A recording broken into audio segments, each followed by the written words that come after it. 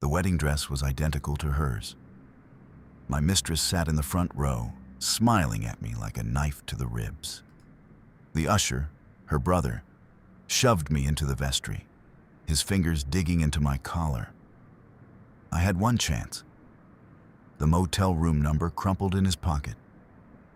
But the door swung open, and the dean's voice cracked with terror.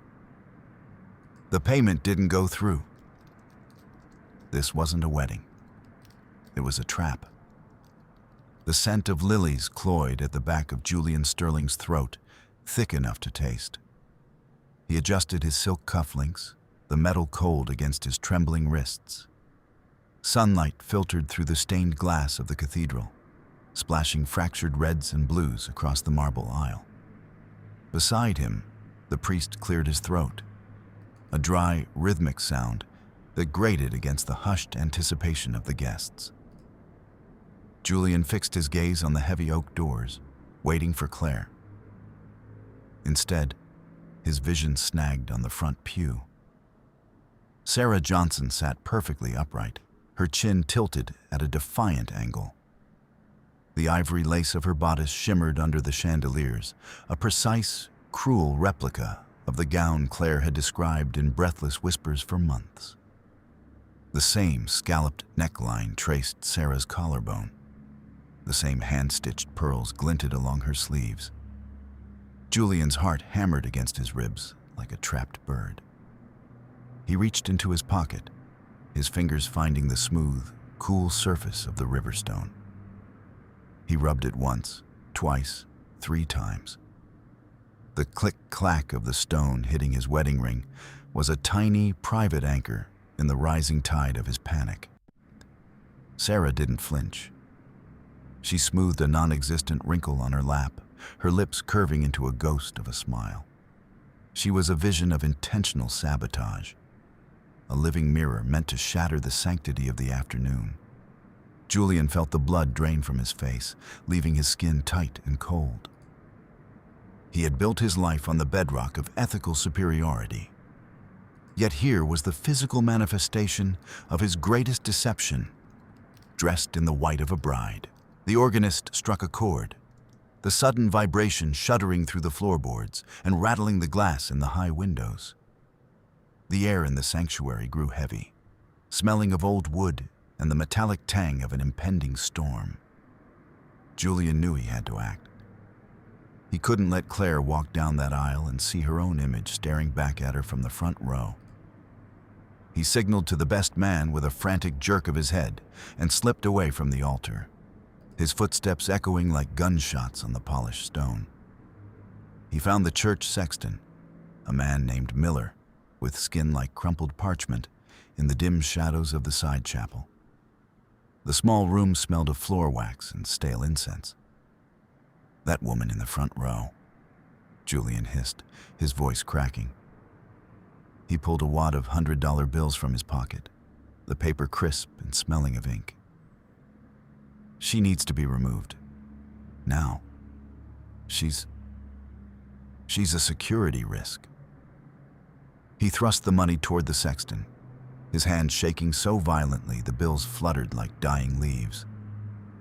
The sexton looked at the money, then up at Julian, his eyes clouded with a weary, ancient judgment. He didn't reach for the cash. Instead, he folded his arms across his chest, the heavy wool of his coat rustling. "This is a house of God, Professor Sterling," the man said, his voice a low rumble that seemed to vibrate in Julian's teeth. "And a public one at that. I won't be laying hands on a guest, especially not one who's sitting as quiet as a mouse. You want a scene?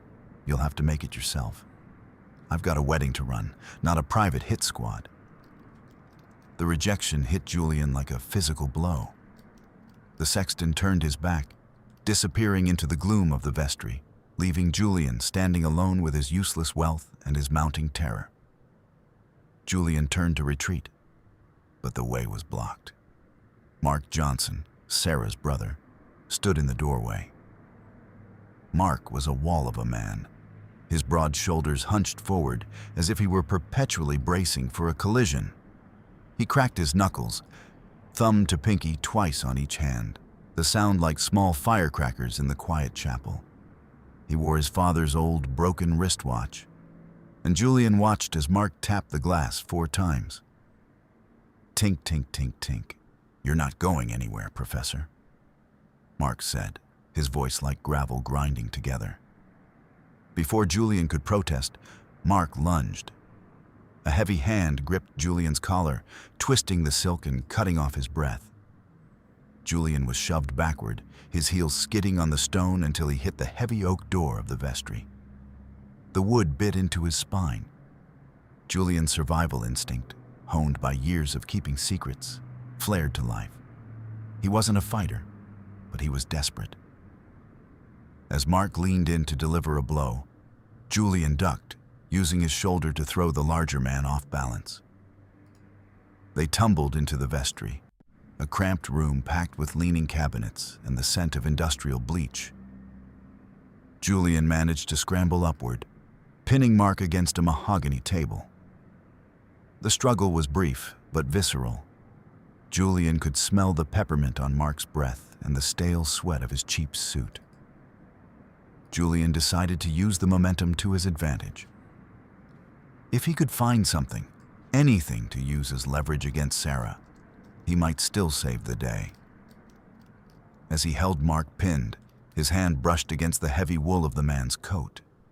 He felt the sharp corner of a piece of paper. With a quick, practiced motion, Julian snatched the paper from the pocket. This was the logical move. Mark was the muscle, and muscle always carried instructions. If Julian had the instructions, he had the upper hand. He shoved Mark away, his chest heaving, and stepped back, clutching the prize in his damp palm. Mark didn't lung again. Instead, he straightened his jacket and looked at Julian with a strange, chilling calm. A small, knowing smile touched his lips. "You think you're so smart, Sterling," Mark muttered, checking his dead watch again. "You always think you're the one holding the cards." Julian felt a surge of confidence. He had the note. He had the evidence of whatever they were planning. He felt his shoulders drop, his breathing slowing for the first time in an hour. He had won this round. He looked down at the paper, seeing a series of handwritten numbers and letters. It looked like a room number and a code. Victory, he thought. He had the key to their hideout, or perhaps the password to Sarah's digital life. He tucked it into his own pocket, feeling the weight of it next to his Riverstone. The crisis wasn't over, but he was back in control. The door to the vestry creaked open, and the heavy scent of expensive cologne, sandalwood and success, filled the small space. Dean Michael Miller stepped inside, his silver hair perfectly coiffed, his tuxedo fitting him like a second skin. He didn't look at Mark, who slipped out of the room without a word. He looked only at Julian. But the dean didn't look like a man about to give his daughter away. His face was a mask of gray ash, and his hands, usually so steady, were fumbling with his tie. He straightened it once, twice, 3 times. "Julian," the dean whispered, his voice a ragged shadow of its usual velvet authority. He stepped closer, the smell of the sandalwood turning sour in the cramped room. "The payment didn't go through. The offshore accounts, they've been frozen. I tried to move the final tranche this morning to cover the scholarship deficit, but the system refused to recognize the key. It was like a locked door with the wrong key." Julian felt the world tilt. "What are you talking about, Michael? The wedding? The endowment?" "The wedding is the endowment, you fool," the dean hissed, grabbing Julian's arm. His grip was surprisingly strong, his fingers digging into Julian's bicep. The merger with the Sterling estate was supposed to provide the liquidity to mask the holes in the university ledger. If this ceremony doesn't finish, if the marriage license isn't signed and filed by the end of the day, the auditors will see everything, They'll see that I've been bleeding the university dry for a decade. The truth hit Julian like a physical blow to the stomach. He wasn't the golden boy marrying into an empire. He was the sacrificial lamb being led to the altar to soak up the blood of a dying regime.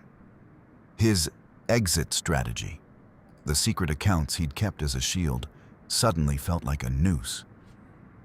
He realized with a sickening jolt that the note in his pocket, the one he'd stolen from Mark, was pulsing against his leg. He pulled it out, looking at the sequence again in the harsh light of the vestry. His heart stopped. The handwriting wasn't Mark's. It was the dean's. And the code wasn't for a motel room. It was the administrative override for the university's main financial server. The realization washed over him like ice water. Mark hadn't been protecting the note. He had been making sure Julian took it. By stealing it, Julian had just put his own digital fingerprints on the very tool used to embezzle the funds. If the police looked at the server logs now, they wouldn't see the dean's signature. They would see the code found in Julian Sterling's pocket. He hadn't won a victory. He had walked into a trap and slammed the door behind himself. He looked up at the dean, who was now smiling, a thin, predatory expression that didn't reach his eyes. "Don't look so shocked, Julian," the dean said, patting him on the shoulder. The touch felt like a brand. "You've always preached that the truth is a bedrock. Well, this is the truth. We're in this together now. And you're going to walk out there, you're going to marry my daughter, and you're going to keep your mouth shut.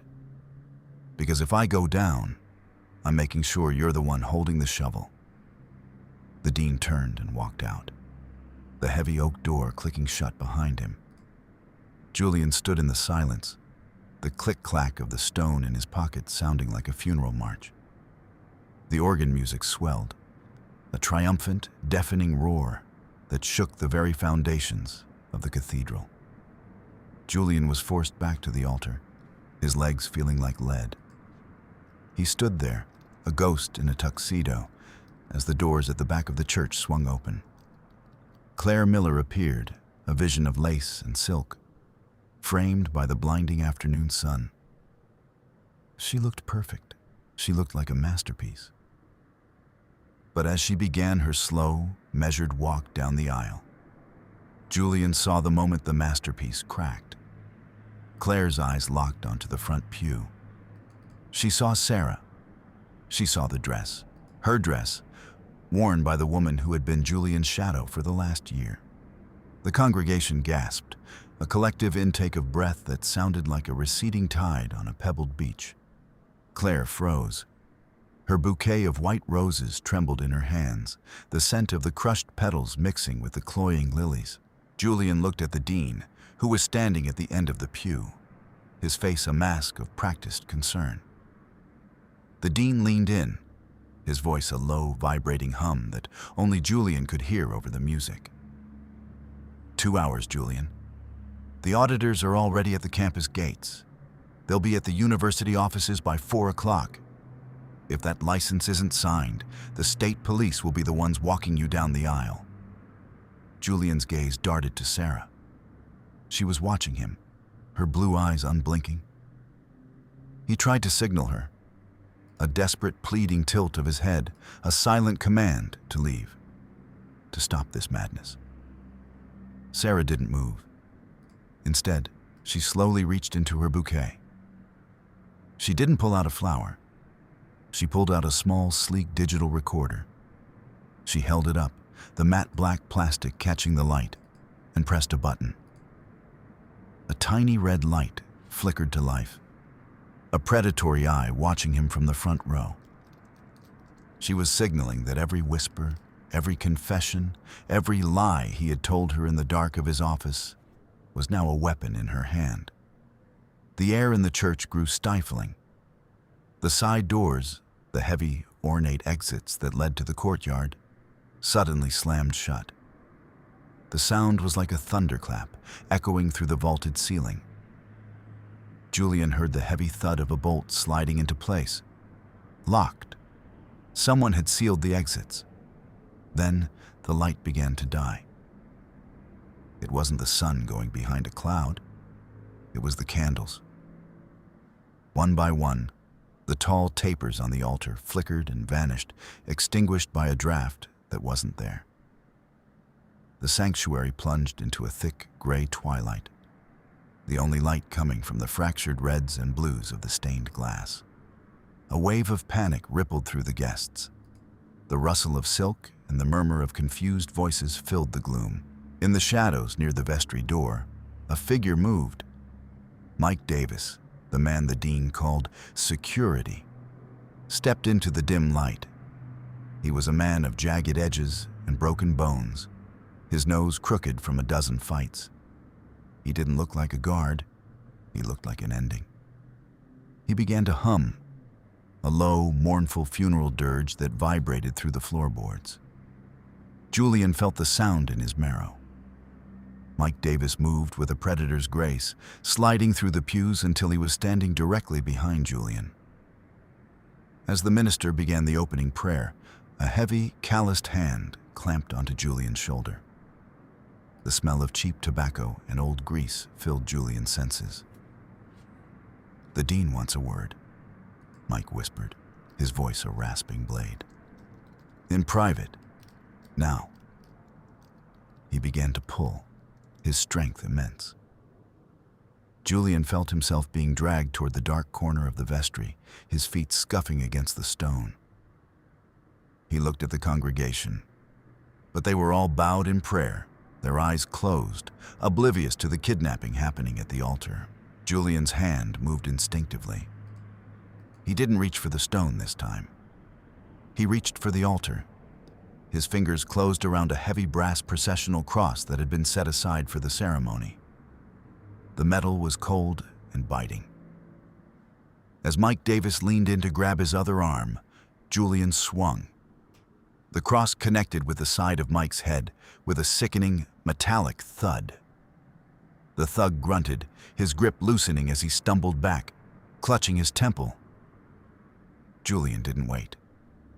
He scrambled back toward the center of the altar, his breath coming in ragged gasps. He stood in the pool of light beneath the central crucifix, his heart hammering, his eyes wide. He was back in the public eye, safe for the moment by the sheer presence of the witnesses. He looked at Claire, expecting to see terror or at least confusion. She was standing just a few feet away, her veil thrown back.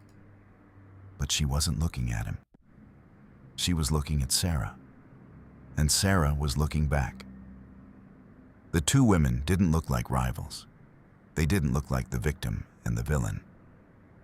They exchanged a look of cold, clinical recognition.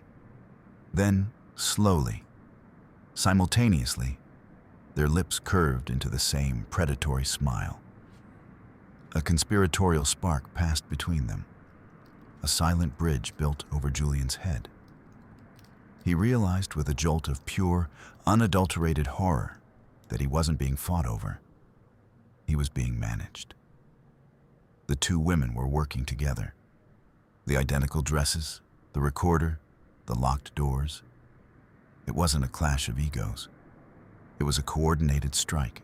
The minister, a man named Richard Taylor who seemed to be vibrating with his own hidden guilt, cleared his throat. The sound was like dry leaves skittering across a grave. He opened his Bible, his hands shaking so much the pages fluttered. He bumped the edge of the pulpit and whispered, "Sorry, Wood," his eyes darting to the dean. "Dearly beloved," the minister began, his voice cracking. "We are gathered here today." Julian felt the walls closing in. The speak now or forever hold your peace segment was approaching like a freight train. He was minutes away from a legal union that would tie his name, his credit, and his very soul to the dean's crumbling empire. If he said "I do," he was signing his own arrest warrant. He reached into his pocket and gripped the stolen note. He had to think.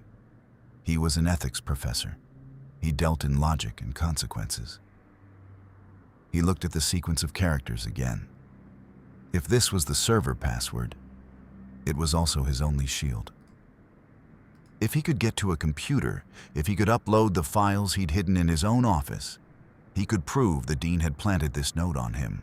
But as he looked up, he saw a new threat. In the elevated choir loft, high above the pews, a shadow moved. Mark Johnson stood there, half hidden by the heavy velvet curtains. He wasn't cracking his knuckles now. He was holding something, a sleek, black handgun, aimed directly at Julian's chest. Mark tapped the glass of his dead watch with his free hand. Tink, tink, tink, tink. The message was clear. Stay at the altar or die. Julian stood frozen, a bead of sweat trickling down his spine, dampening his cotton shirt. He was trapped between a gunman, a fraudulent marriage, and a prison sentence. Suddenly, Sarah Johnson stood up. The movement was slow and deliberate, drawing every eye in the cathedral. The organ music faltered and died.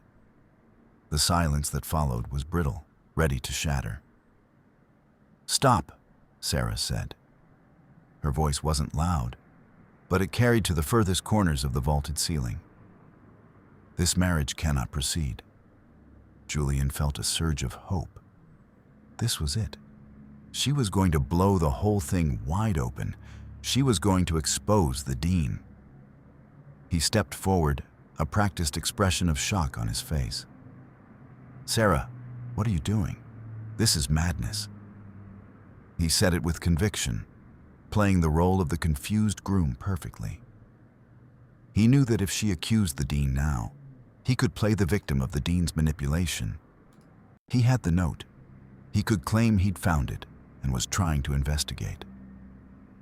This was his chance to be the hero who brought down the corrupt administration. He felt a wave of relief.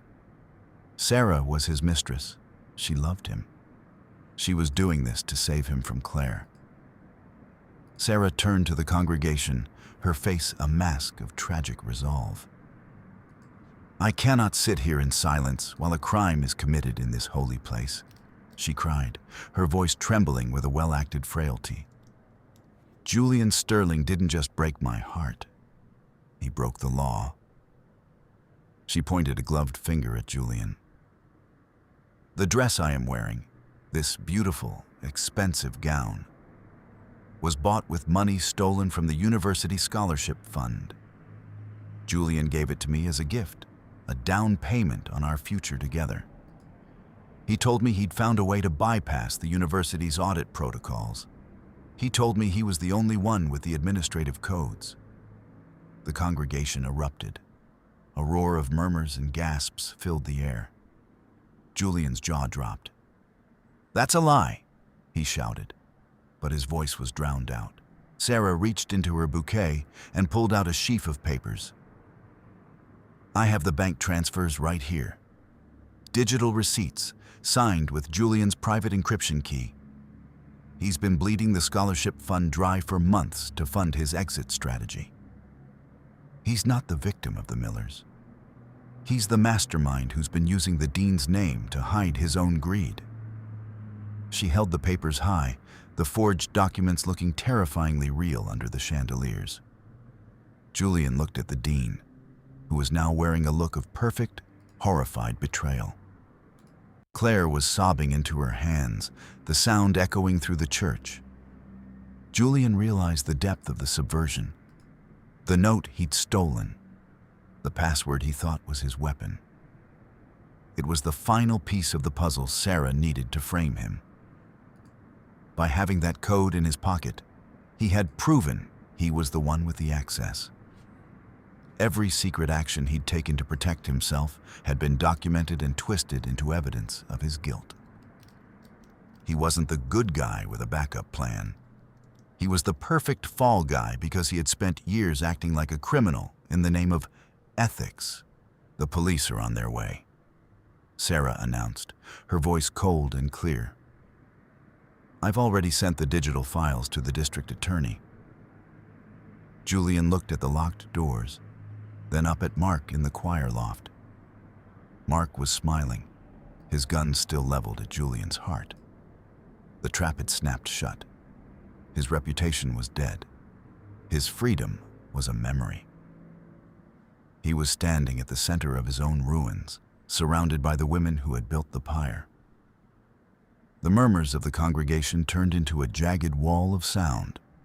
Accusations, cries of shame, the frantic rustle of people trying to distance themselves from the scandal. Julian felt the air leave his lungs. He looked at the dean, who was now whispering to a group of university trustees, his hands moving in a gesture of cleaning house. The dean was going to walk away clean, his embezzlement buried under the mountain of evidence Sarah had just piled onto Julian. Julian's hand went to his pocket. He rubbed the stone 1, 2, 3, 10 times. The click-clack was the only thing keeping him from screaming. He looked at the altar, at the heavy brass cross he'd used to strike Mike Davis. He looked at the minister, who was cowering behind the Bible. Then, Julian did the only thing an ethics professor could do. He looked for the logical flaw in the trap. "You're right, Sarah," Julian shouted, his voice cutting through the noise like a siren. He stepped up onto the altar, standing on the very edge so everyone could see him. "I did it. I took the money." The room went silent.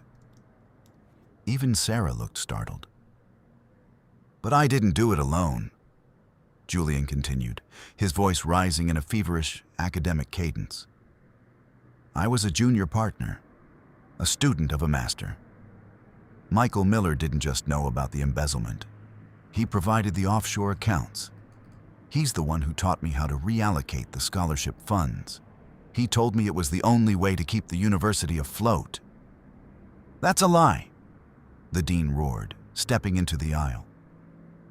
His face was purple with rage, his carefully curated mask finally shattering. "I never gave you those account numbers. Those were my private family holdings, you parasite. I spent 30 years building that nest egg, and you think you can just..." The dean stopped. The silence that followed was absolute. He had just admitted, in front of 500 witnesses and Sarah's active digital recorder, that he had private nest eggs and offshore accounts that matched the embezzlement trail. Julian didn't wait for the rebuttal. He knew the layout of this church. He'd studied its architecture for years as part of his exit strategy. Behind the heavy velvet tapestry of the Virgin Mary was a priest's hole, a narrow, lightless passage built during the Prohibition era. He lunged. He tore the tapestry aside and vanished into the wall before Mark could pull the trigger. The gunshot echoed through the sanctuary, the bullet splintering the wood of the altar where Julian's head had been a second before. Julian scrambled through the darkness, the smell of wet earth and ancient rot filling his nose. He crawled on his hands and knees, the cold stone biting into his palms. He emerged 5 minutes later in the graveyard behind the church, just as the blue and red lights of the police cruisers began to flood the parking lot. He didn't run for his car. He ran for the motel.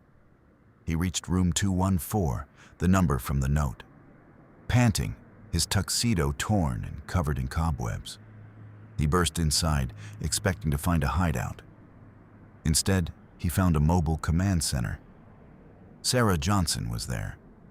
She had stripped off the wedding dress. She was wearing a tactical vest and a headset. She was surrounded by glowing monitors and 3 men in suits who didn't look like wedding guests. "Professor Sterling," Sarah said, not looking up from her screen. "You're late. We expected you 10 minutes ago." Julian leaned against the doorframe, his chest heaving. Who are you?" "Special Agent Sarah Miller," she said, finally looking at him. Her eyes were no longer predatory. They were tired. "The dean is my uncle. He stole my mother's life savings to start his empire. I've spent 5 years working my way into his inner circle. I needed a catalyst. I needed someone the dean would trust enough to use as a shield. I needed you, Julian." The recorder, the papers, all real, she said. But the forged trail was only a lure to get the dean to admit to the accounts on the record. Your confession at the altar was the final piece of the puzzle. We have him, Julian, and we have you. Julian sank into a plastic chair, the click-clack of the stone in his pocket feeling like a heartbeat. What happens now? Now, Sarah said, handing him a bottle of water. You turn state's evidence. You tell the DA everything you know about the dean's adjustments to the university books. You lose your tenure. You lose your reputation. You lose the Sterling name. And in exchange? In exchange, she said, a small, genuine smile finally touching her lips. You get to be a man who doesn't have to carry a stone in his pocket to find the truth. 6 months later, the air in the small town of Oakhaven smelled of old paper and vanilla. Julian Sterling adjusted his glasses, simple, wire-framed ones now, and placed a copy of the Nicomachean Ethics on the new arrivals shelf of the bookstore. His hands were steady. He didn't wear silk cufflinks anymore. His sleeves were rolled up, revealing the pale, unblemished skin of a man who no longer had anything to hide. He lived in a small apartment above the shop, a place that smelled of cedar and quiet. He reached into his pocket. The Riverstone was gone. He'd left it on the dashboard of Sarah's car the day he signed his immunity deal. He didn't need it. The truth wasn't a bedrock you found in the earth. It was a choice you made every morning when you woke up. The bell above the door chimed, a light, silver sound. A customer walked in, a young woman looking for a book on philosophy. Julian smiled at her, a real smile that reached his eyes. Can I help you find something? He asked. I'm looking for something. Honest, she said, browsing the shelves. Julian nodded, pulling a well-worn volume from the shelf. Start with this one, he said, handing her the book. It's a bit difficult at first, but it's the only way to build a life that doesn't fall down when the wind blows. As he watched her walk to the counter, Julian felt a profound, heavy sense of peace. He was poor, he was forgotten, and his name was a footnote in a university scandal. But for the first time in 42 years, he was exactly who he appeared to be. And that, he realized, was the only exit strategy that ever really worked.